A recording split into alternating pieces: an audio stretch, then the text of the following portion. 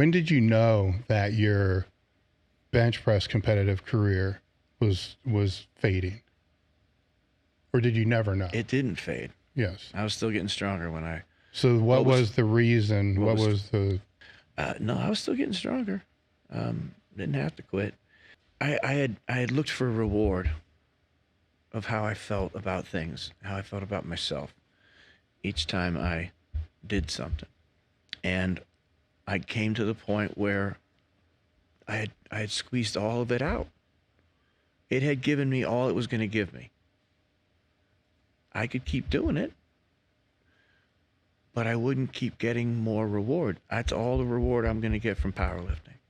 I got about everything that I could get out of it, of anybody could get out of it. And you can keep doing it, but there's no more coming back. So now you're going to put out and make all these sacrifices at a high level, very high sacrifice to get 5 more pounds, and you're not going to get any more satisfaction for yourself. This is all the satisfaction you're ever going to get. It's over.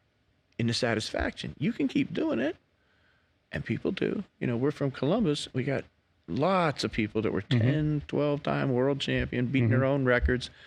I don't know that they ever got any more out of it, but that's all they do, so they just kept doing it. Well, there's others that keep doing it with the risk still at the high level, and they're doing it at a lower and lower level. Yeah. Where the risk as they get older keeps going up and up and up. I could have probably set quite a few records in different weight classes at the age group thing as I got older, right?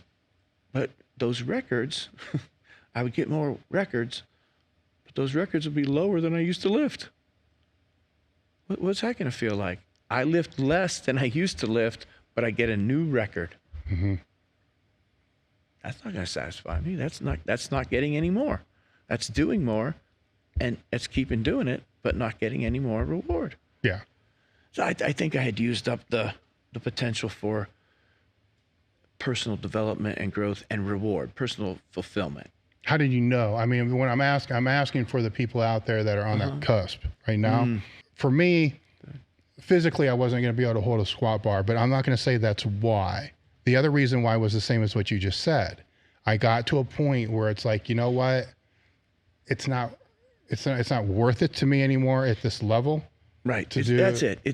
Dave, it's a diminishing returns. Yes. I could have kept doing it. I could have kept paying more and more and more.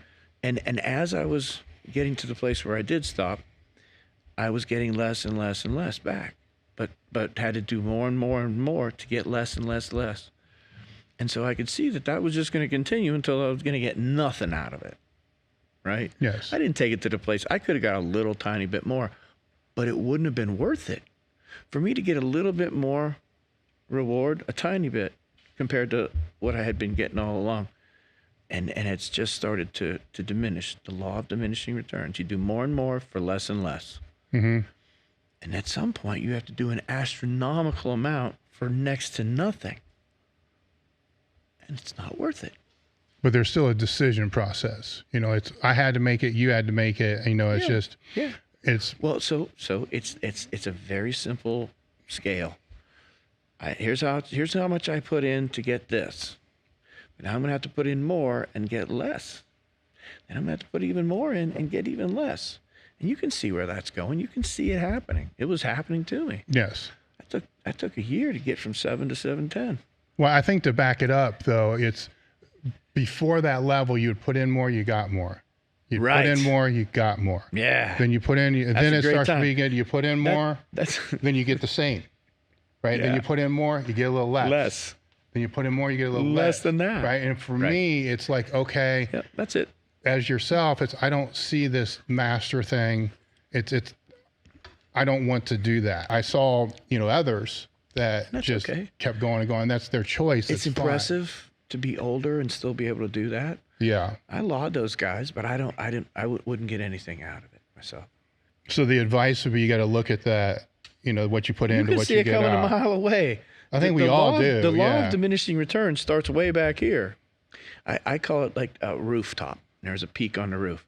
And like you said at the beginning, you do more, you get more. You do more, you get more. You do more. But then you step across the top of that roof and you do more and you get less. You do more and you get less. You do more and you get less.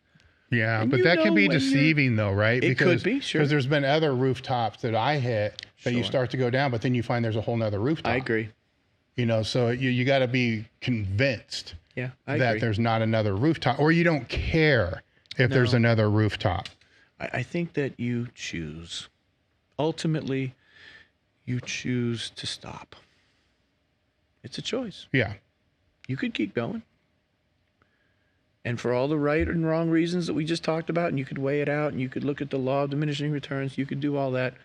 But ultimately, you say to yourself, I choose to be done. Now, some people don't. Some people get hurt or they become incapacitated and they can't. If I had kept going, I wouldn't be able to do it now. That's for sure. I can barely, walk across the room, right? Yeah. With either though, I mean, with the people that have to leave because of injury or the ones that choose to leave, it's still closing a big chapter, a big ass chapter, like a 20-year, 30-year chapter. Yeah. How did you deal with that? Not well. Okay. At first. Mm-hmm. Not well at first. But then I got this lesson of arthritis where at first it was a choice not to do that. And then it became, I can't do that anymore. And I felt betrayed by my body. I felt like it wasn't living up to the bargain, because before I had this history of data that I had procured that had the conclusion of all the data was that I was indestructible. I would treat my body harder and harder and harsher, and I would get stronger and stronger and stronger. So this data, 10 years of data, that if you treat your body harder, you're only going to get stronger. I could prove it. I could show you all the data that I'd accrued that proved that the harder I treat my body, tougher I get. And then that's until it wasn't. I knew that I wasn't indestructible, but I had a pretty good history that I was pretty tough. Mm-hmm. And to see it all start to go away, it was very. It was undercutting for me. I got the rug pulled out dramatically, figuratively. It really got ripped out from underneath me. I got 2 replaced hips, 1 replaced knee, a tore a quad, and I have arthritis that makes it very hard to move and hold things. And I can't get change from you because I have to turn my whole body to get my hand. Mm-hmm. I wish I could say I did it quickly, because I tried to, but I just couldn't get over being angry with myself for not being able to do things the way I used to do them, like put a t-shirt on or open a door. My toilet paper roll is vertical, not horizontal, because I can't turn my hand so I have a vertical on a candlestick. And I was mad about that. I was mad that my body couldn't do it the way I'd always done it. I was pissed off when I had to hold on to something to put my shorts and stuff on. I was really mad when it was hard to reach my feet to put my socks on. Really pissed, right? Really mad. And I was disparaging to myself. And what changed that was, so I didn't do Mad at well what? Mad at yourself? body, myself, mad at world, the time training? my luck. No. I'm glad you mentioned that. No, never, ever had any regrets about training. Yeah. None. I would have had this arthritis whether I did that or was a bowler or checkers player. So just mad at the world then? Mad at my situation. Yeah, Yes. sure. Right. And boo-hoo. Yes. Right. But I tried not to be that way. But internally, personally, maybe even subconsciously, I kept it down there. I didn't let anybody know I was boo-hooing myself, but it kind of was, right? I was like, this sucks. What changed it was, so I'm a big believer in curiosity and creativity, the 2 things that I think matter. Curiosity and creativity. And once I started to focus these situations on how am I going to cope with not being able to do that? What system can I invent that makes my life easier? What system can I set up that makes me able to reach the things that I'm going to need? What system am I gonna, how am I gonna walk up and down stairs now? How am I gonna get into my car? Here's how I get in my car. I turn sideways. I turn my back to the car. I open the car door, I turn sideways, and I sit down, and then I put my legs in. And that's a system that I have now. And I have all these systems set up all over my home to do all the ordinary things that nobody else has to think about. Mm-hmm. They can do it one of several ways. I had to find any good way that I could do it. So once I started seeing it as, okay, what this is now, this is a challenge to my creativity. That's what this is. This is me getting an opportunity to be more creative in my life. I've done it all this way for this long, but now I got to do it a different way. What way am I going to do it? I get to create that. What's the best way I can come up with? Can I think of a better way? And when I have a good way, I'm always excited when, as I'm doing it, I'm like, I could do it this way, but then I could also add this. And I'm like, oh, that's even better. That's even more creative way to do it. And easier for me on my joints and body and lifestyle. And I'm always excited about those things now. So the limitations are disappointing because I don't think a guy my age should be this incapacitated. But that's my cross to bear. That's my arthritis. Mm-hmm. So, none of it came about from lifting. I don't have any hips that are mine or knees, but I didn't squat heavy. Mm-hmm. I still got my elbows and shoulders. Right? So if anything, the lifting has protected some of my joints. They're still mm-hmm. functioning. But arthritis is arthritis, and that's my thing. And so now I have a challenge all the time because I'm able to do less every day. And I have to come up with a creative way to do stuff that I haven't had to yet. I was still able to kind of hold on to doing it the old way I did it. And now it's just, so by turning it around into a challenge that is a problem that can be solved with creativity, I become curious to see what I can do and how I will solve that problem.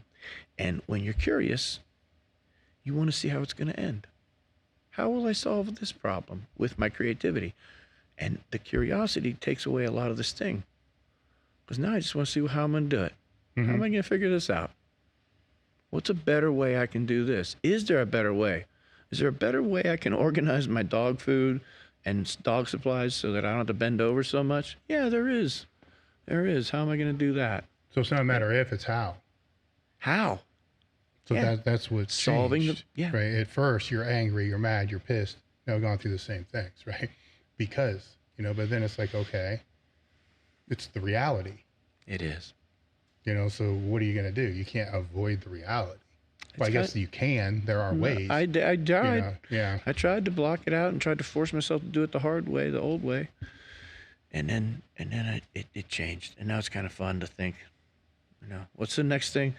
My dad used to wake up and he said, I would wake up, John Mark, and I'd be like, I wonder what's going to go wrong today. Like what part of his body isn't going to work? Mm-hmm. And I was like, he kind of said it in jest, but it's true. I'm going to lose something this month, or a little more of something that I have begun to lose. And then next month, it'll be something else. And the challenge is to find a coping mechanism, find a way to do it. The curiosity is to say, how am I going to do this? The creativity is to create the way. And that's a pretty good life, being creative, curious, and challenged. But I'm glad that I came up with these answers. And every time I use one of my systems, I'm like, I came up with that. And it doesn't sting as much. I wish I could do it like a normal person, my age, and not a guy that's 20 years older than me. And how much different is this than actually trying to figure out how to maneuver your bench press for 20 years? Curiosity, creativity. Same thing. Same thing. So all you had to do was be reminded of what you already knew. Yeah, and to apply it and to stop being mad. Yeah, to recognize and disappointed and feeling betrayed, and I had to let that go. And it comes back quite a bit. Like, damn it, Why can't I just do this? Why everybody else does it? Mowing my grass, changing the oil in my mower, doing things that other people do. Here's something I can't do. You know how on your stove at the bottom there's that warming tray under there? I just found out, my buddy Steve just told me that that's a warming tray. I said, you know that thing on the bottom of your stove where you keep all your pots and pans? He goes, yeah, that's to keep stuff warm. I'm like, oh, okay, that's great. I didn't know that. But I keep my pots and pans down there. And I can't, because of the way that my shoulders and body, I can't reach down and get my hands under to pull the thing open. Because you got to get under, lift up, and pull open. I can't do that with either hand. So you know what I keep in there? Nothing. Nothing. I hope people don't hear this and think, that guy, he lifted too much weight. He should have stopped early. Oh, they will, but who cares? I know they will, but that's not why this happened. Yeah. Well, that's not the point of the story either. No, it's not. The point of the story is to figure it out. Yeah. Because we're all thrust at different situations through our life in all different directions from all different areas. That's the point of the story. That need, the same mechanisms. That's your mechanisms. Coping. Find a way to the cope. way to figure out. Yeah. The takeaway is it's the same mechanisms. Yes. I think but so. Those mechanisms, as you said earlier, can get clouded in the noise, in the frustrations, the stress of your anger. Yeah. You can't see the opportunity. You can't see the solutions. You can't see the creativity if your mind is distracted. Yeah, that's right. Noisy. You're not listening. You're not dealing with. But this is going back. I want to take this back to what I said about the kind of person I had to become. Yes. So that is the person that I am, a guy that can solve a few things, can sit with the problem and be creative, and wants to be curious about how he's going to solve it. And that all came from who I had to become to solve those other problems. And now I can put that in play in this problem. Is that what keeps you in the strength game now? No. Because you see that training can be a catalyst? No. What keeps you in the game? But that's all true, though. Yes. Right? That is absolutely true. So I learned a lot about how to become the operational person that I am in a gym. And I learned a lot about myself. I learned a lot about life. I really did. And so that's just my ticket in with people. So my ticket in is I can use the gym to teach you about this other thing about yourself. Because that's where I learned it. It could have been learned other. You said, could it be learned other places before? And I agreed with you, and it can. But my experience of how I learned it was in the gym. And so I teach people from the gym out. And my hope is that, really my hope is that the things we do in the gym aren't just for the gym. They travel outside. They bleed out into your life.